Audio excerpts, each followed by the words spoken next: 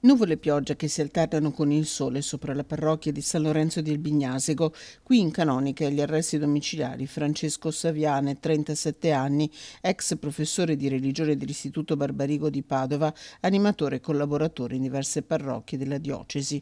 Nessuno parla, si attende domani quando il 37enne, originario di Volpago del Montello, si presenterà davanti al giudice per l'interrogatorio di garanzia.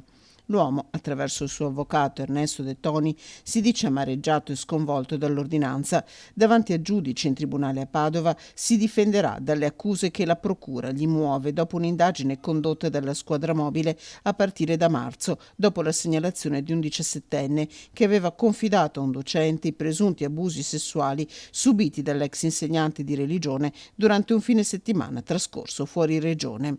Da qui, attraverso la ricostruzione delle chat del ragazzo, gli inquirenti sono risaliti ad altri 6 presunti casi di abuso che riguardano ragazzi e ragazze minorenni che venivano affidati a lui.